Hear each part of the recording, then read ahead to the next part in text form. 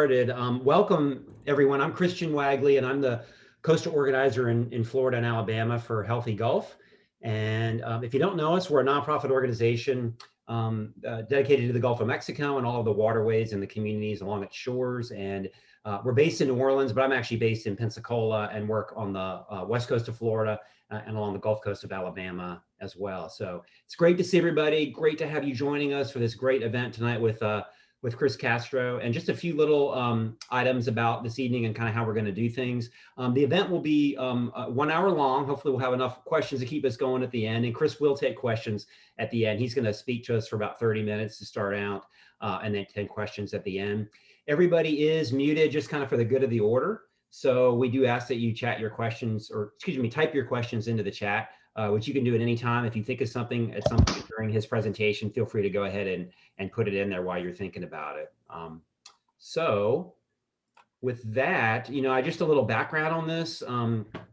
11 cities in Florida are, I guess, among the farthest along in terms of acting on climate change by declaring renewable energy goals. And here in the community where I live in Pensacola, that's something we've been working on a lot for Healthy Gulf and with some other groups.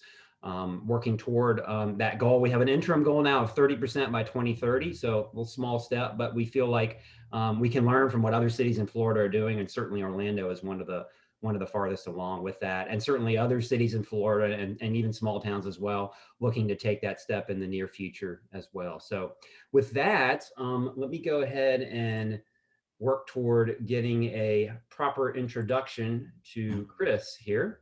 And again, the presentation tonight is Climate Solutions from the Most Visited City in America, Orlando, which I don't think I knew that. I guess it makes sense, but until Chris presented me with that presentation title, I was like, yeah, I guess that makes sense. It would be. So pretty cool. I haven't been there in a while myself, so I'm a little bit overdue. But a little bit about Chris. He has the distinction of working as a senior advisor to Orlando Mayor Buddy Dyer.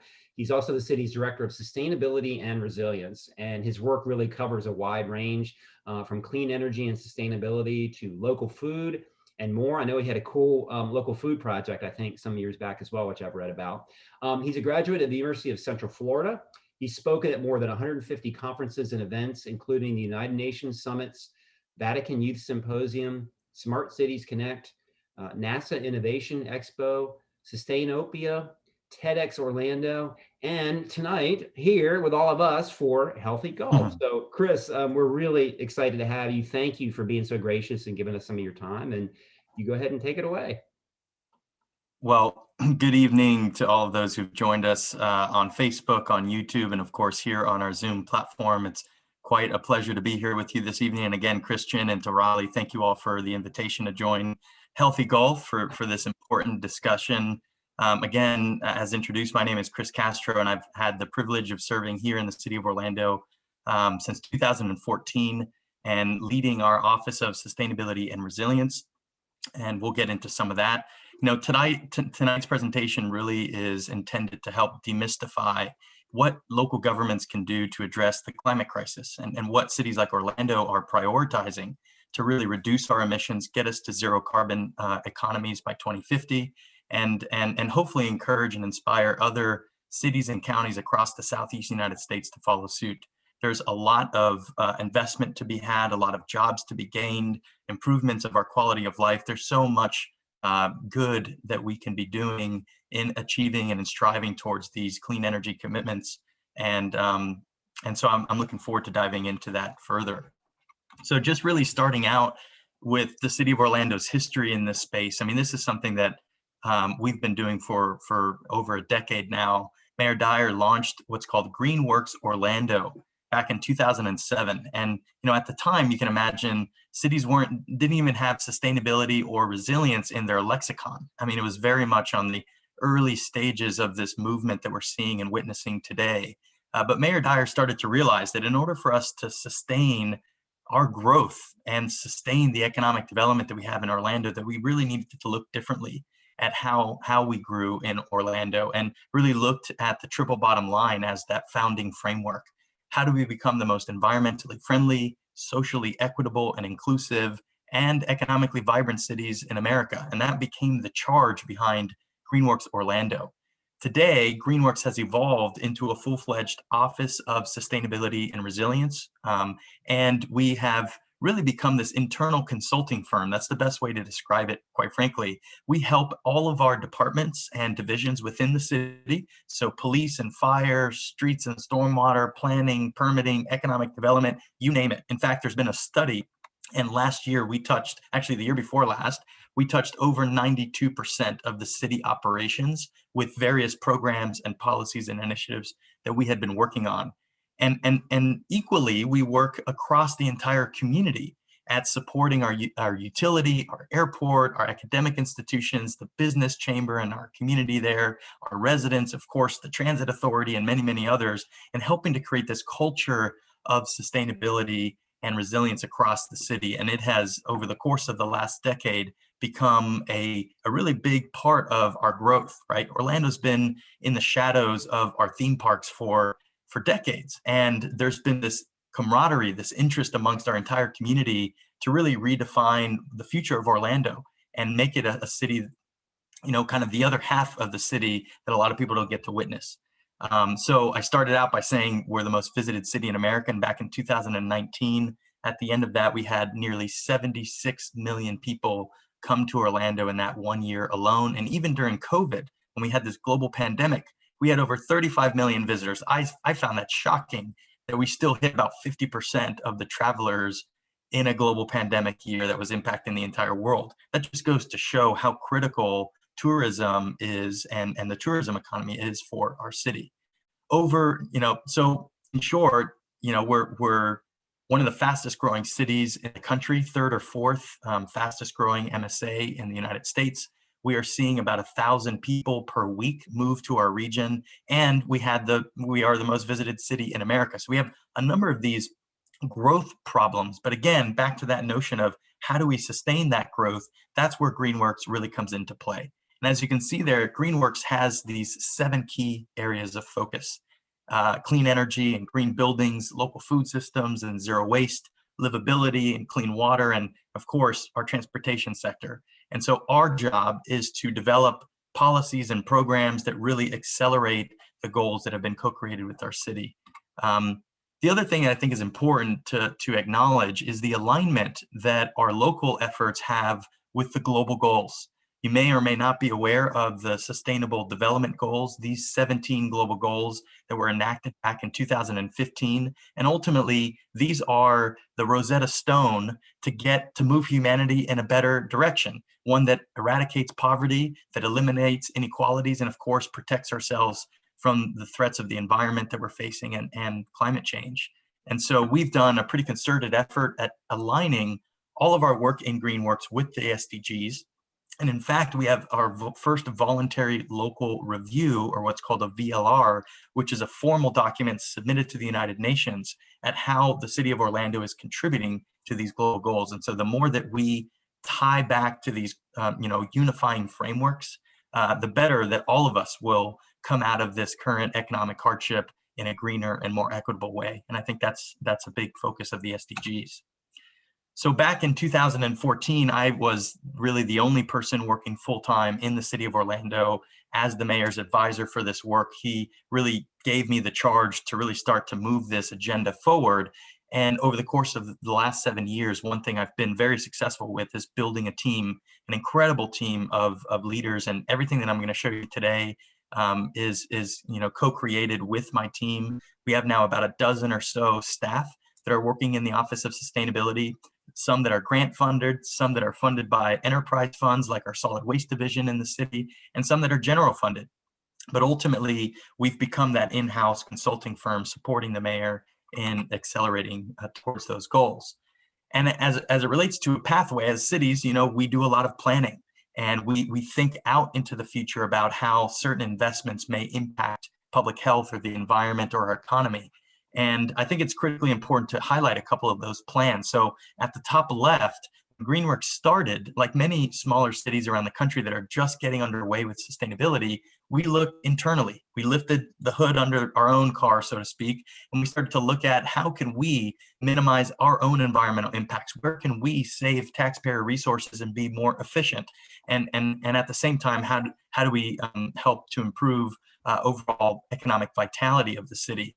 And so that first, at the top left, the Municipal Operations Sustainability Plan, first was published in 2012 and then updated in 2017, and is a really good idea of what we're doing internally to lead by example. At the top right, you see what's called the Community Sustainability Action Plan, or the CSAP. That plan has been co-created with our residents and with our business leaders since the first time it was launched in 2013, and then later again updated in 2018. And these plans are kind of on a 5-year update cycle, so it gives us enough horizon to show some wins on the board, but also continue to iterate towards those goals and those strategies as we see new advancements in technology or new challenges that we're approached with. At the bottom left, you see a Vision Zero plan that was published right before COVID started up in late 2019. And that's really focused on improving safety of pedestrians and bicyclists as we move towards alternative forms of transportation. We need to ensure that we are eliminating pedestrian fatalities from traffic accidents, and that's our goal of Vision Zero. And lastly, December of this past year, even during COVID, we worked on publishing our first smart city master plan. This is what's known as Future Ready Orlando, but it's really looking at how do we leverage technology, data, and analytics to accelerate towards these sustainability and resiliency goals that our city has set out. They're not new goals, there are new strategies to help us to accelerate towards those goals, and that has recently been published and starting to put into works. So a big, part of the conversation today is around climate change and the climate emergency that we are all witnessing today. And a lot of people don't understand how cities start to get their hands around the problem. And the way to get your hands around the problem is you have to measure, right? As we often say, you can't manage what you don't measure. And first and foremost, the first step that any individual or business or government institution can do is to do a greenhouse gas emissions inventory, or what we call a carbon footprint calculation. This is a little graphic that shows you what goes into a carbon footprint calculation, but it's pretty much 3 different scopes, scope 1, 2, and 3, that look at the on-site as well as the purchased energy use that you use to power your facilities. It looks at the amount of fuel that your vehicles are using for your employees and for your operations. It even starts to get into the supply chain emissions of that and embodied energy or embodied carbon in the things that you're purchasing and procuring. And so in short, since 2007, the city of Orlando has actually been tracking our carbon footprint and trying to better understand what are the themes, what are the various big wedges that we need to start to address, and where are the emissions coming from. And as you can see on the right-hand side, there's a pie chart there, and the 2 biggest wedges is a big green wedge and a big blue wedge. And the green and the blue are actually buildings and the impact that buildings have on our carbon footprint. In green, you see a big commercial energy use. And of course, we have a big central business district, and we have a bunch of hotels and theme parks and the like. And so you can imagine that commercial energy use is certainly outweighed compared to the residential side of the house. And then that yellow wedge is on-site, on-road transportation sector emissions, our buses, our vehicles, our goods delivery. These are all the emissions associated with that.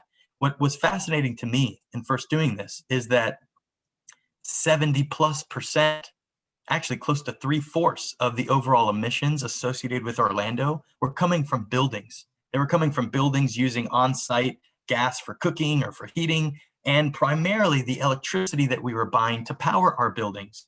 And that electricity coming from pretty dirty sources of energy, which we'll get into here shortly. An interesting trend, though, as you look on the left-hand bar charts there, you actually see that trend line is going in the right direction, meaning it is minimizing.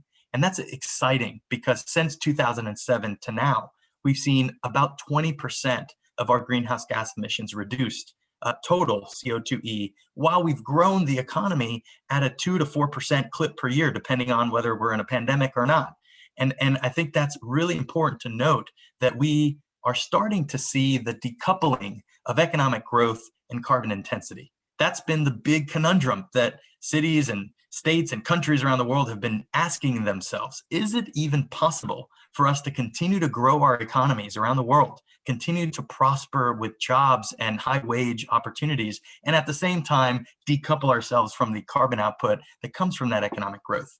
And we are seeing that with the right investments and the right focus, we are starting to see that reduction, and we're going to start to see a much more drastic reduction as we move forward. Orlando was fortunate to be a winner in what's called the American Cities Climate Challenge. This was back in 2018. There was a call out to the top 100 cities in America. And they said, the largest cities in America, you all need to put together a proposal as to how you are going to race towards zero carbon economies and show us what you're going to do to reduce your emissions by the greatest amount. And this was, we ended up finding out, a grant opportunity of $2.5 million that the top 25 cities were awarded for the winning proposals. And we were fortunate to be one of those. St. Petersburg, Florida was also another winning city and a peer of ours that we're really excited about. But in short, what we identified were 4 key buckets based on our greenhouse gas emissions inventory and that data that I just showed you. The 4 key buckets that will get us closest to zero really focus on: 1, reducing building energy use.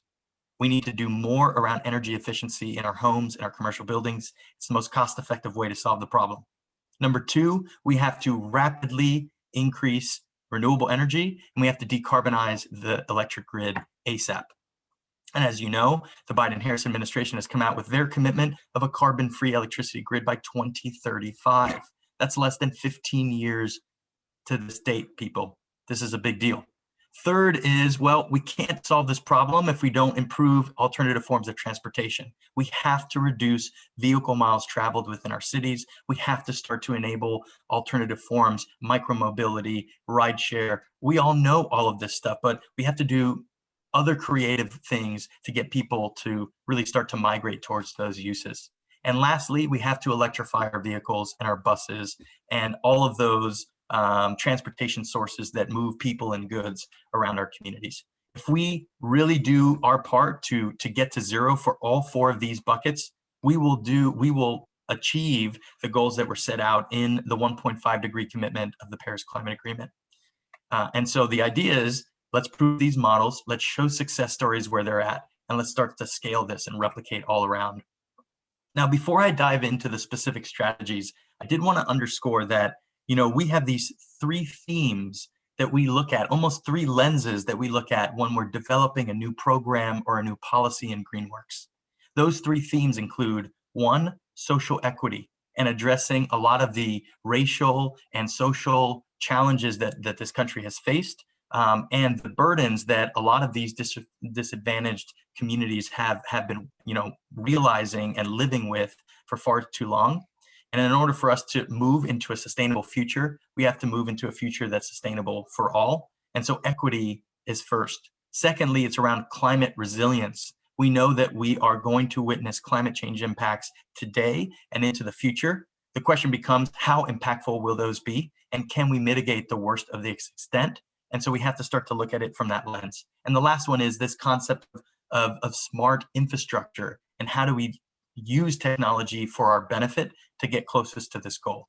What you see in front of you is a snapshot of a study that we've performed where we've mapped out inequities across our various neighborhoods down to the census tract. And we've identified where certain households are burdened in different ways, whether it's energy burden and they're spending 3 or 4 times as much per square foot on their utility bills than more affluent communities. Yes, that's true. Whether it's food burdens or transportation burdens or housing burdens, or even digital divide, especially now during COVID, we're doing a lot around closing that digital divide gap. I think it's important, though, that as we start to develop these initiatives, we really start centering equity and we develop the policies and programs for those individuals first. And if we can solve it for them, we can solve it for everyone in our community. There's no doubt about it, right? So that's kind of our approach that we've been taking. So first and foremost, we're going to dive into these pillars here. I'm going to go through 3 of them. One's buildings, one's energy, and one's transportation. The first one is buildings, and that's because, of course, 75%, as I talked about, of our carbon footprint is still residential and commercial buildings using dirty energy. So the first thing that we did as a city was we said, well, we need to do our part to eliminate continuing that problem. We need to build beyond the Florida Building Code, which I often joke is the worst building to build by law, because you can't get any worse in it, right? And so we need to do a better job at going to the minimum, and we need to do more at improving overall performance. In the city of Orlando, we've gravitated towards the LEED certification. We've done so since 2010, and we will continue to do so. We do truly believe that LEED is the best green building certification out there that holistically looks at this. We know about Living Building Challenge, we know about others, and it's not that we won't touch some of those others, but LEED is our standard. And in fact, we have a mandatory policy that every city building, whether it's Amway Center, the soccer stadium, a fire station, or neighborhoods, doesn't matter, they're all being built to LEED Silver or above. And that's really critical, because in the grand scheme of things, when you're talking about money, and often, people knee-jerk reaction is, oh, well, LEED building is going to cost me to spend maybe 5% more on the total project cost, or 7% more. Yeah, well, 25% of the money that you spend in a building is spent to build it. 75% is spent to own, operate, and maintain this building until it crumbles. And so it makes no sense fiscally. It makes no sense for us to build to the minimum, to the worst building by law, and then use taxpayer resources to spend even more year over year to keep these buildings operating efficiently. Instead, we build to the higher standard, and we're able to save taxpayer resources in the overall lifetime of this building, 20, 30, sometimes 40% compared to code. So this is the most fiscally prudent strategy for us to save money and do benefit for the environment. We've also started to go back and retrofit a lot of our outdated buildings. Of course, we're not, so we have 7.5 million square feet under management in the city of Orlando. It's a huge amount of facilities, wastewater treatment plants, Amway centers. We're a unique city that we own our own venues like the Camping World Stadium and Amway Center that you see there. And so that's difficult for us when you're looking at driving down energy use. Our goal is 20% reduction of energy use by 2040, as we used back in 2007. That's challenging when you're growing your footprint. How do you do that? Well, we decided to go after actually a very unique model, and that is self-performing energy efficiency retrofits using a green bond mechanism. So instead of us going after an ESCO, an energy service company that would perform energy savings performance contracts, what they call ESPCs, we decided to take out a bond, $17.5 million, and use all of that money to retrofit our own city buildings. Of course, we're tax exempt as a government, so we bought tax-free equipment. We hired our own continuing contractors. Our cost of capital is lower than any private business that they can get. We're AAA bonded rated. So fiscally, it was the best move for us to self-perform these retrofits. And we were doing things like lighting retrofits, building automation and controls, HVAC improvements. Now we're starting to see millions of dollars of savings. In fact, we're saving about 2.5 million per year compared to the baseline. And just last week, I heard from the US Department of Energy, and we have now achieved our goal of the Better Buildings Challenge of 20% over a 10-year period. In fact, we hit 23.4% in that time frame. And it really started kicking up from 2017 to now. So 23.4% across 7.5 million square feet, that is incredible when you're talking about savings. And we're talking about real dollars here. Not only is the 2.5 million paying the debt and the interest on that bond, we're saving more that's revolving in a revolving energy fund. That money is going back out to more facilities that weren't upgraded to upgrade their lighting and bring them up to modernization as well. So you have this revolving energy fund moving. This is good for the pocketbook, good for the planet, good for the people. And then the question became, well, how do we get the rest of our buildings across the city that are not owned by the city of Orlando to also see the benefit of energy efficiency? And so one of the first policies in the state of Florida, in fact, it is the first city to pass this policy, is we passed a mandatory building benchmarking and energy audits policy, which basically says that if you're above 50,000 square feet, you're one of these large buildings in Orlando that are contributing to that big carbon footprint and a lot of our energy use, you now have to step on the scale every year and rank your energy performance using Energy Star Portfolio Manager. This is a free online tool. I encourage you all to check out Energy Star Portfolio Manager. It basically scores your building from 1 to 100. How efficient does your building use energy compared to its like peers in the same climate, in the same weather zone, the same year built? I mean, it gives you a like for like comparison, almost like what you see there, kind of energy gauges on appliances now when you go to buy a new hot water heater or a new computer or an MPG on a car. Those are all required, right?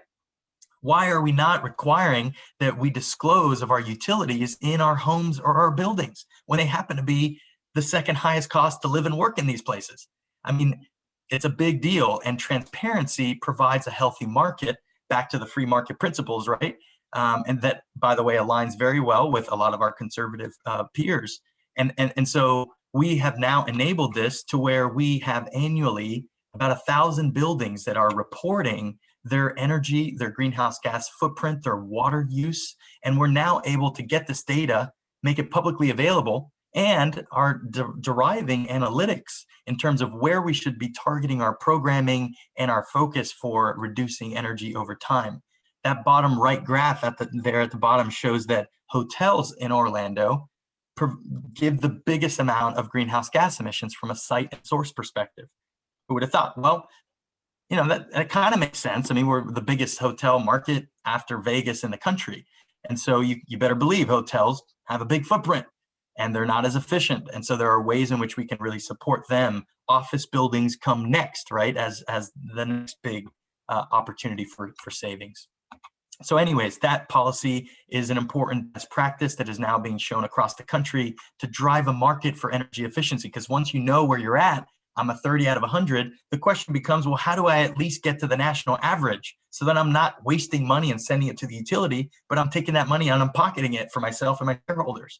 That's what we want building owners to think. We want them to be in the game of improving performance of the buildings because that drives an investment, it drives an economy, it drives reduction of emissions, right? It's a win-win-win all the way around.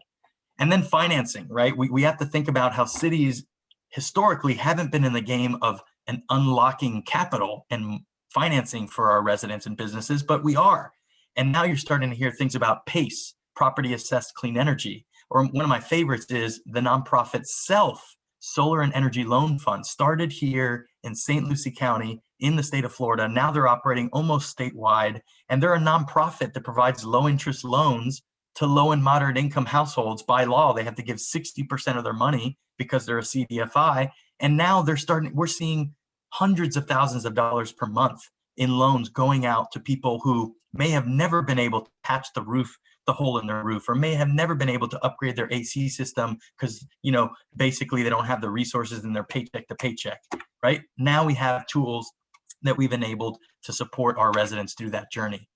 And from a new construction standpoint, we've been thinking about how to encourage the private market to build greener buildings. And we've now, as of January of this year, we've enabled a new incentive program that provides property tax rebates. The first year of property tax could be rebated 100% if you build to LEED Platinum, 75% if you build to LEED Gold, or 50% if you build to LEED Silver and you match the city's mandatory LEED Silver construction for our buildings, right?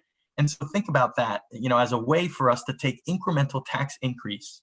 We weren't counting on that revenue, right? We're getting incremental new taxes, and instead we're going to rebate it back in the first year to just encourage that the building builds to a higher performance, which is going to improve the resource efficiency that's used over the lifetime of that building, improve the productivity and the indoor quality for those that live and work in these buildings, improve their impact on the environment. I mean, the value chain is stacked. It's a cascading benefit.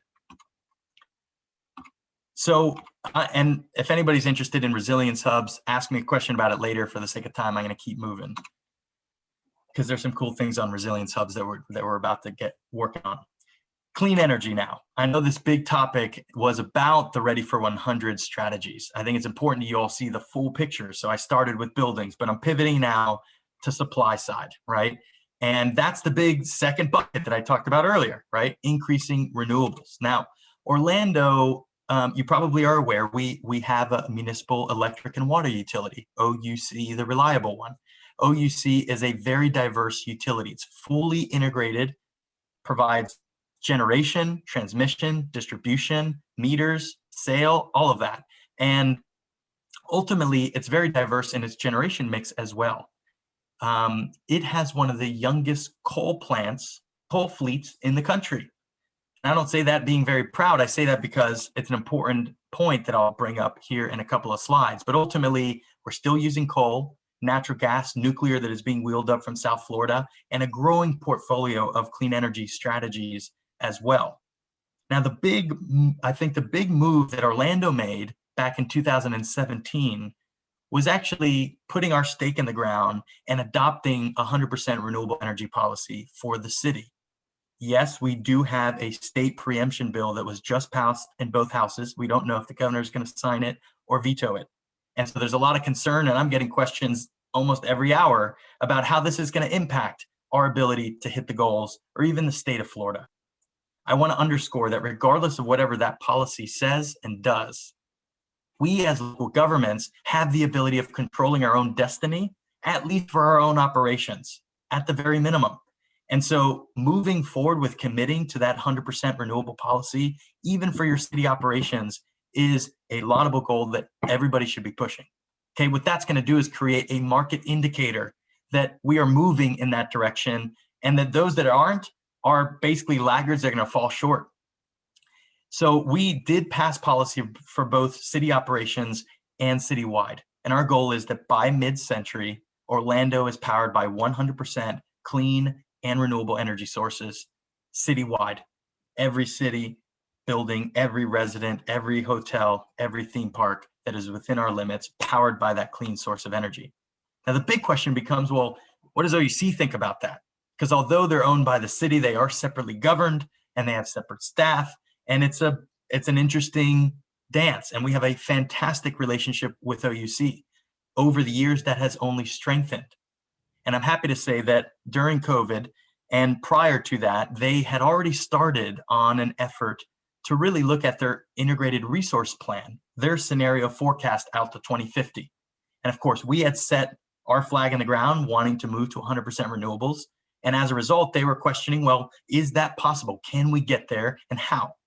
And so they started on this whole journey, very sophisticated 2-year process to look at how we're going to get to these goals. And out of that came really important takeaways.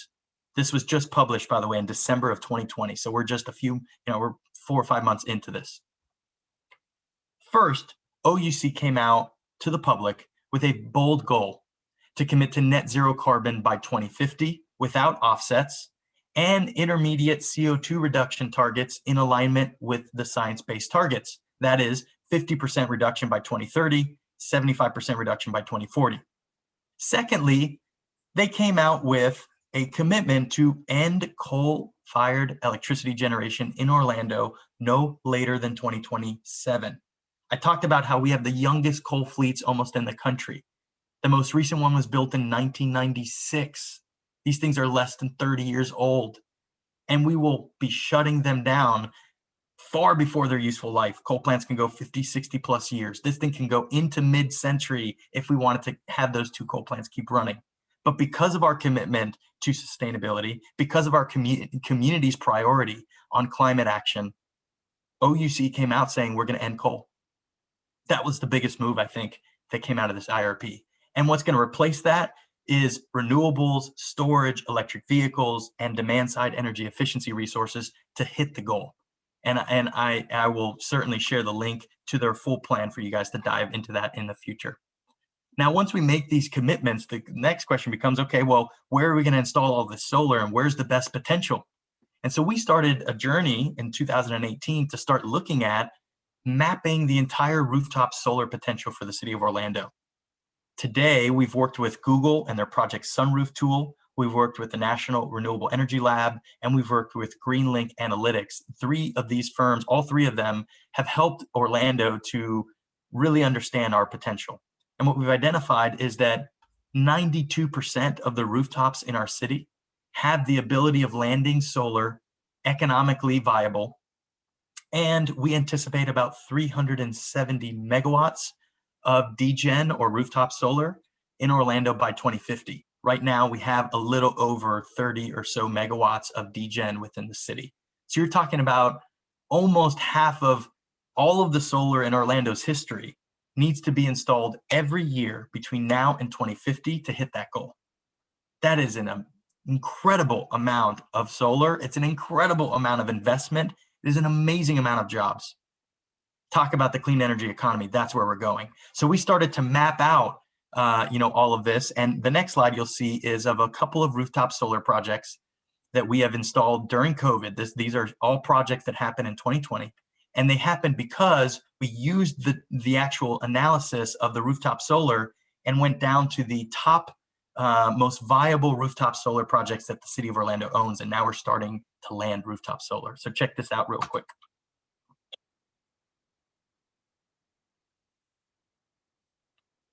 So you can see these are primarily targeting fire stations. And when we talked to the mayor, we asked him, where should we start to prioritize our investment in rooftop solar? And he said, first and foremost, critical infrastructure. We need to focus on landing solar at areas that we can disconnect from the grid. And we need to ensure that we're targeting fire stations, emergency operations center, 911 call centers, and neighborhood centers to become refuge for residents after major storms.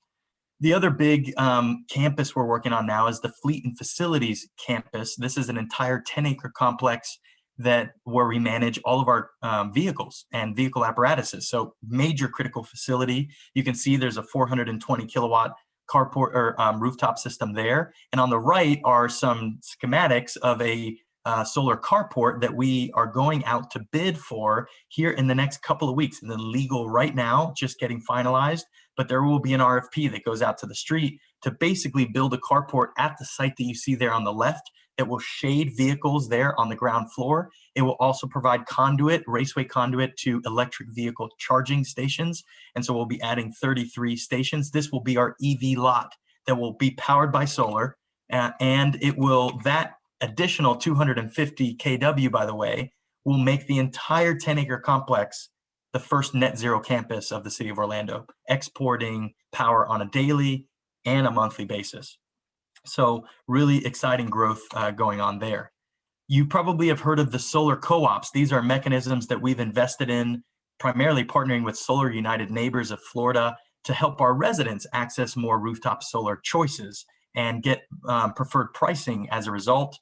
We've funded 7. We're now on our 8th co-op here in the city of Orlando. And the model of the solar co-ops have just proliferated across the state of Florida. Over 15 megawatts of rooftop solar, all by this nonprofit coming together to help neighbors actually procure solar as a team, right? So it's almost bulk purchase aggregation. It's a bulk purchase initiative where you can achieve better economies of scale by bundling your demand with other interested neighbors wanting to go solar.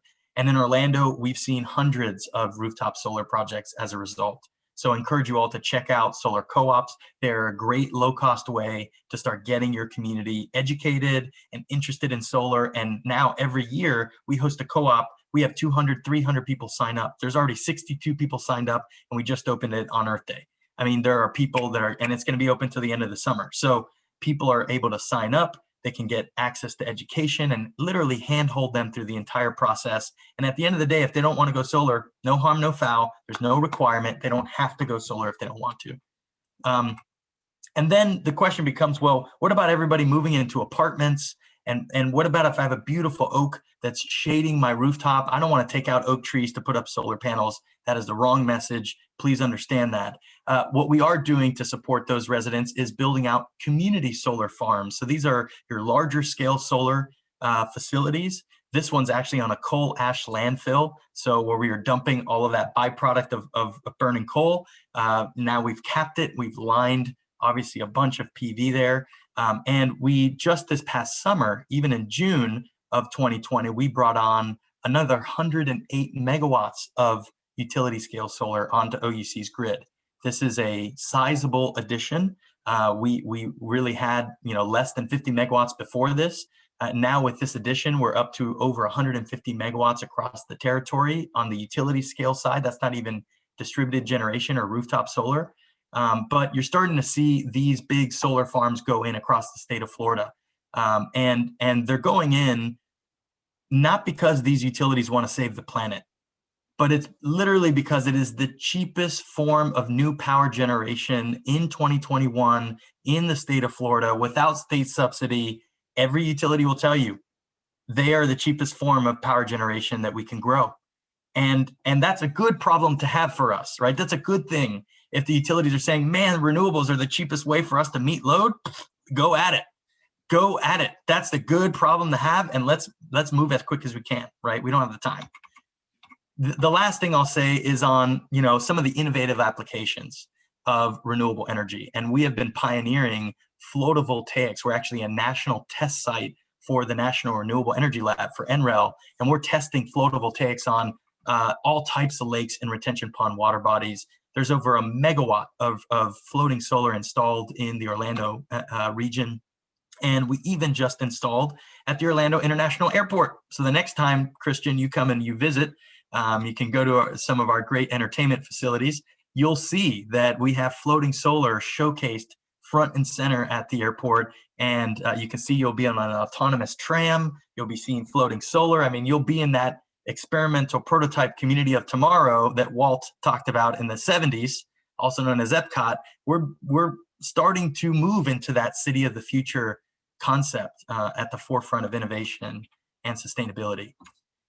The last topic on clean energy that I wanted to talk about is just storage. And we're doing a lot of research in energy storage. If we're going to transition to 100% renewables, you have to realize that there are some serious engineering problems with renewable energy. And that is that they are variable resources. They are not producing 24/7. They are producing when the sun is shining and the wind is blowing and so on and so forth.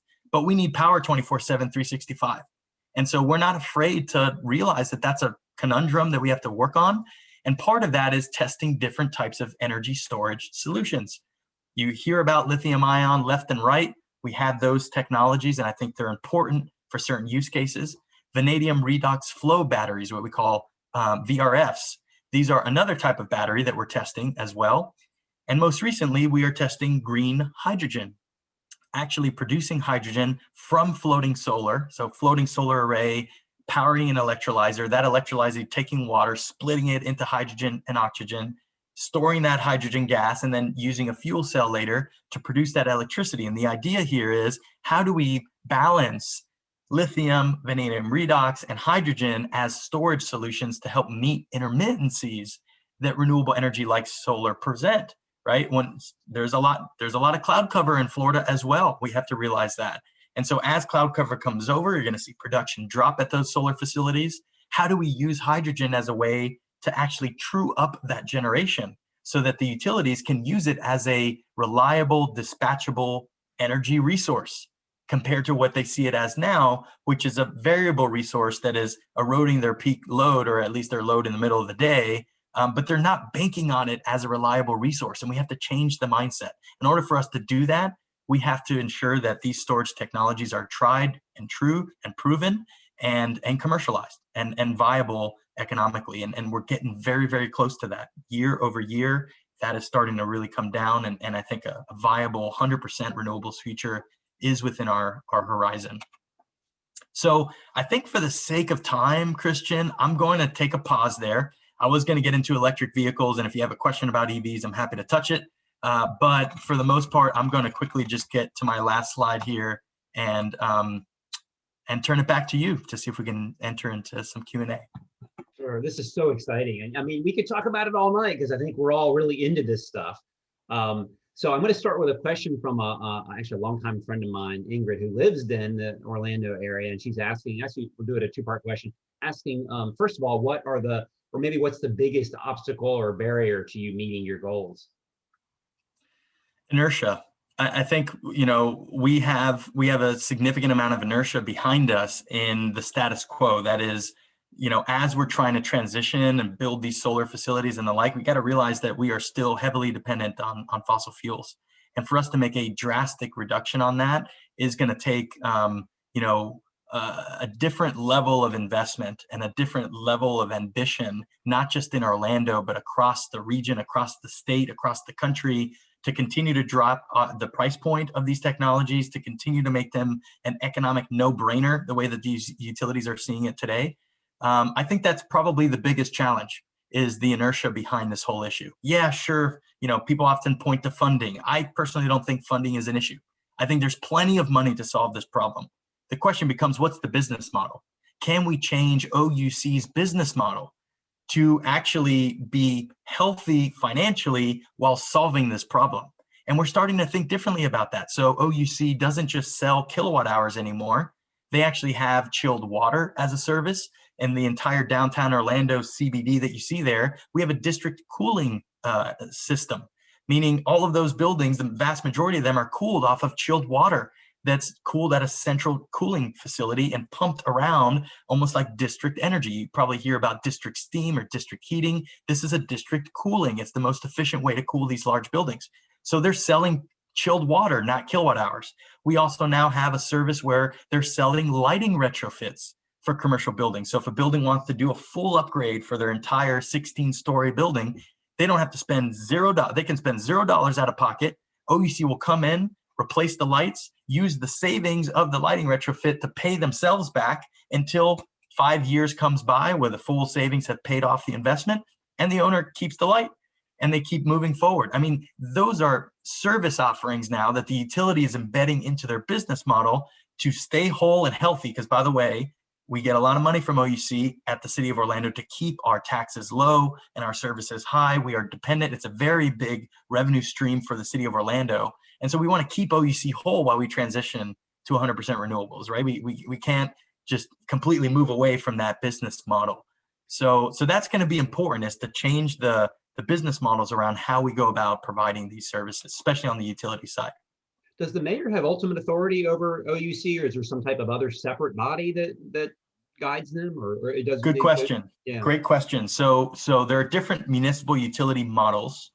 Okay, here in the city of Orlando, we have a model where the mayor serves on the OUC commission board. He or she are the permanent seats of the OUC commission board. Now, the other 4 seats are nominated and elected by the city council. So when a vacancy comes up, I actually have had the privilege of filling 2 of our most recent vacancies on that OUC board.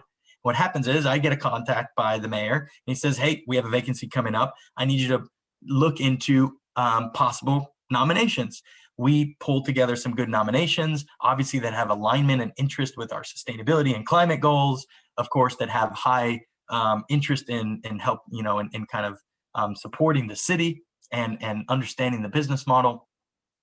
And then basically the city council approved those nominations. It goes back to OUC. They down select to their candidate of choice. Then it comes back for ratification. So it's kind of this back and forth. Other models, like the city of Austin, has Austin Energy, and the city council is actually the whole board of the utility. So the same city council is the same board of the utility. And then you have other hybrid models. Those are primarily the 2 main ones, though. Gotcha. Yeah. Thanks for explaining that. Certainly more access to the community than we get from the, investor-owned utilities, obviously. But definitely. So the second part of that question from Ingrid was, what's who or what is your greatest aid to meeting your goals? So what's helping you along? What's helping you get there? Who or what? Well, who, I'd have to say, point to definitely the leadership of Mayor Dyer, and his consistent priority around sustainability has been kind of tailwinds for us, right? So that's critical. I'd say investment in full-time staff that are working on this day and night is absolutely critical. I know of some cities that have a sustainability coordinator, but doubles as a planner.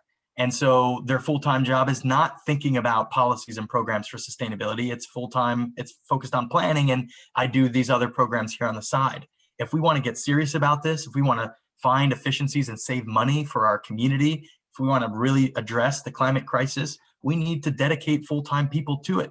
And what has happened is, once you dedicate one, you start realizing the benefits of that position and the savings, as I talked about, $2.5 million per year in savings from the models that we have brought forward to the city. I mean, these are real dollars. And so they're realizing that the investment in sustainability is leading towards cost savings and opening up other opportunities, grant funded positions. And now we're starting to get creative at taking helping to fund my office through enterprise funds. So you have general funds in the city, and then you have enterprise funds. Enterprise funds are almost like businesses that operate under the government. And so solid waste is an enterprise fund. We charge to pick up the waste and recycling at your home. We charge on the utility bill, and that goes towards paying the service, right? Well, we at the Office of Sustainability is helping solid waste divert waste from the landfill, which ultimately they are paying per ton to tip into the landfill or the recycling MRF. And if I'm helping to divert some of that cost, well, guess what? We're helping to save them, their enterprise, and therefore the city, money. And as a result, we approached Public Works and said, hey, if you can help supplement our budget and help add more staff to my office, guess what? We're going to help you save more money and therefore the city more money and do better for the environment. Became a win-win-win. And so now half of my budget every year is coming from Public Works. The other half comes from general fund. That way taxpayers aren't fully burdened on operating the Office of Sustainability. And soon you can probably see that maybe OUC or other streams start to help build upon the Office of Sustainability and get it funded. So leadership and certainly dedicated staff are the two tailwinds that are keeping us moving. And I love that about the funding. That's always the thing that gets brought up is, we don't have enough money to do this. So that was great, the example with solid waste. I appreciate that. Yep. Question for you about the one of the energy preemption bills that was just passed by the legislature, yet to be signed by the governor. I believe the question's about, I think it's HB 919, the one that's seen as most directly affecting the Florida cities such as Orlando that have made 100% renewable commitment. So has that bill, I know it just happened, but has it yet affected, or do you think it's going to affect your planning? Has your legal team, reviewed it and seen how it really is going to affect your city? What can you say about that? So Orlando's is a bit unique compared to how it might impact other cities across the state. There is an exemption in that bill for cities that own their own municipal utilities. And so for the city of Orlando and OUC and the work that we're doing and the partnership that we continue to have, it's not going to affect us one bit.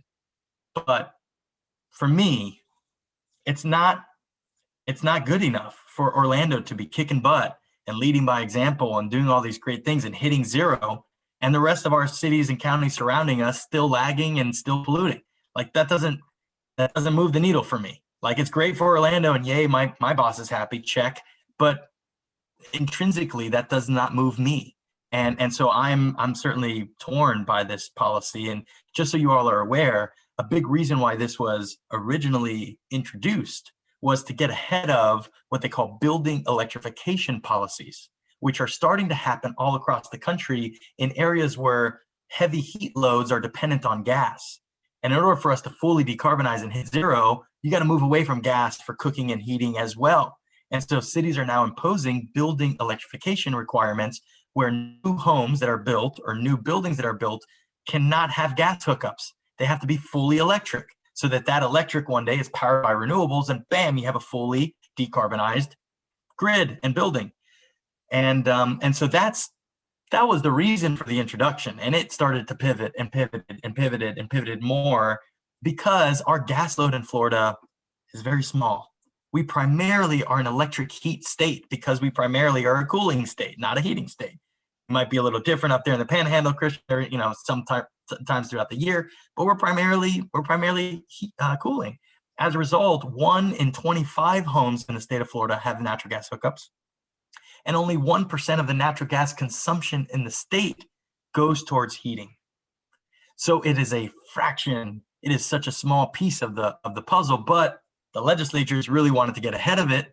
They felt that cities were going to start to impose building electrification policies, so they said, let's get ahead of them and restrict their abilities of requiring only electric hookups. And it pivoted and it pivoted and it pivoted. And now it's trying to eliminate 100% renewables commitments or ordinances that in one way or another try to control the energy supply of that city. Truthfully, cities don't have that authority anyways, to tell you the truth. Your city can't tell Gulf Power or, now FPL, that you have to be renewables. FPL will nicely laugh back at you in your face probably and say, well, our shareholders are going to drive forward what our future goals are. Luckily, they're coming out with net zero goals too. So that's helpful. But ultimately, I think this is just another egregious reach over to local government to try to strip home rule and give us another, anyways. Well, it's a good reminder of just I guess the picture of natural gas here, different than being a cooling state, not a heating state. A little bit different lineup there. One of the things we run into here in Pensacola, where I live, is that the city owns a natural gas utility, which they use to plug a hole in the budget of about $8 million a year. So if you talk about that going away at all, which we try to talk about, they really squirm on that one. So it's a difficult conversation, but one that I has to can be had. understand. Yeah. Yep, I Yeah. can understand that one. And there are going to be opportunities for those gas utilities to start to pivot. And I would really, Christian, I'd point you to Pittsburgh. Right now, Pittsburgh is undergoing the exact same transformation. And they're trying to figure out, how do we repurpose the gas lines that are in all of these buildings and use it with the cleaner fuel. They're looking at hydrogen in the future that could be replaced in those lines, although there's some challenges with reusing those lines for hydrogen, although they can be addressed. But Pittsburgh happens to be a city that comes directly to mind, that's literally going through the SWOT analysis and the business modeling of what does it take to turn a city gas utility into one that's not dependent on natural gas, fossil fuels. How do you make that pivot? How do you stay whole? Like I said, we got to keep OUC and these city utilities alive, because we get close to $100 million a year at the city of Orlando based on OUC revenues. So it's not a small chunk of change. It's significant, and it keeps us floating. So we got to make sure that OUC stays whole as we pivot over to that clean future. Thanks for that. I'm going to look up Pittsburgh. I wasn't aware they were going through that. Yep. So since we've talked a lot about buildings and energy for buildings mainly, but I want to get to a question that is about vehicles, increasing efficiency and decreasing vehicle travel. What is Orlando doing to encourage decreased vehicle travel? And the question says they're thinking OUC and links. Great question. Thank you for asking it. We are really trying to think creatively here. In fact, this month we have a pilot with an app called Miles, which you all can download as well on your smartphones. And basically, we're providing Visa gift cards and Amazon gift cards to people just for using alternative forms of transportation to get to your destination. Miles is an app that helps to track that movement. It has an AI algorithm that essentially knows whether you're on a bike or whether you're walking or whether you're taking a bus, and it will give you points and perks just for using those alternative forms of transportation. It's a really neat solution, and there's hundreds of people using it now, and we're excited to see the results of getting people out of their car and onto alternatives. Of course, we have micromobility that we've been pushing out for a while. We were one of the first cities in the state to have bike share. Now we have, of course, e-scooter share, bike share, car share. The Sun Rail, which is our commuter train, was really intended to get people off of I-4, that big I-4 commuter rail, and get them into the central business district of Orlando and to and from their homes easier. That's been helping, although there are some challenges with it. We have the Brightline Virgin train coming from South Florida that will be operational in Q1 of 2023 is what we're hearing. And so that will help in getting people out of their car to go to South Florida, to Miami. I'm certainly going to use it. My relatives are all in Miami. And so I look forward to the day I can ride Sunrail to the airport, and then from airport to Brightline and Brightline to Miami. That'll be fantastic. I get to still work on the train, all that good stuff.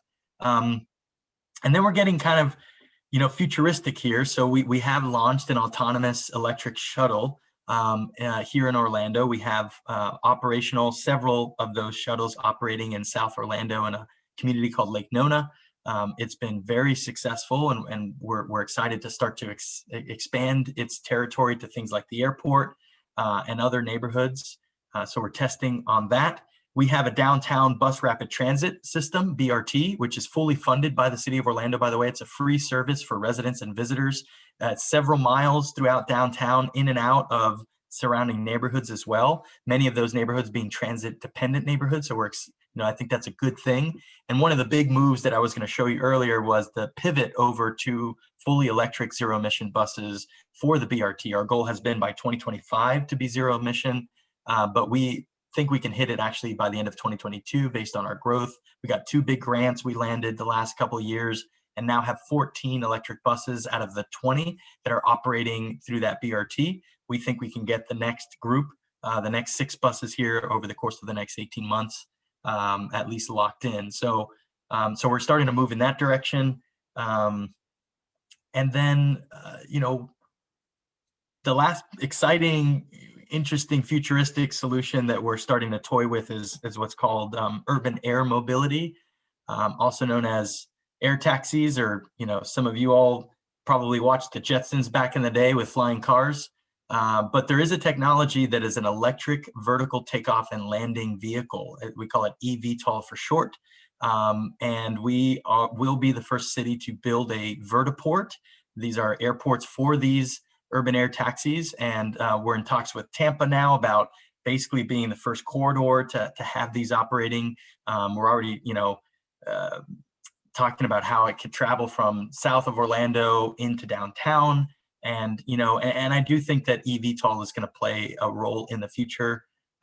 There's even a Nature article about how it reduces greenhouse gas emissions in the urban context. So there's some interesting studies out there already showing some positive environmental benefits of moving in that direction. I know that's a bit scary, a little futuristic for a lot of people, but it's coming quick. By 2024, that vertiport will be built, and shortly thereafter, an electric air taxi will be operational. So it's not too far out. This is a rock's throw from where we are today, and it's serious. It's a real deal thing.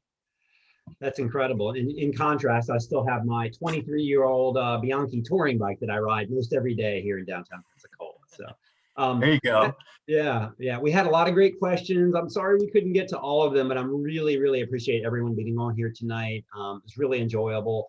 And Chris, your passion, your enthusiasm, it's absolutely contagious. It's clear that you love what you do. And I think you've got an incredible job there, and it's great to have the supportive network around you. And the rest of us in Florida are looking to you. Here in Pensacola, we're making some progress. And I also want to mention, because Jay is on the call here, Jay McGee is a student at the University of West Florida, one of the first campuses here in the state of Florida that's passed a 100% renewable energy goal. And they just did that. I heard about that. Yeah, about 2 months ago. So Jay was the one that led that and got the signatures and moved the students forward. So well done, Jay. That's awesome. I know UCF just passed theirs through student government, and FSU had passed theirs, right? I have an op-ed that I might be co-authoring soon about some of that university work that's happening. Amazing job, Jay. Thank you for your work on that. That's great. Well, any closing words for us, Chris, just in terms of any words of advice or thoughts as we finish out? Well, listen, there's a lot of support out there to help you all through this journey. I do want to point you to a number of networks. One is the Urban Sustainability Directors Network, USDN.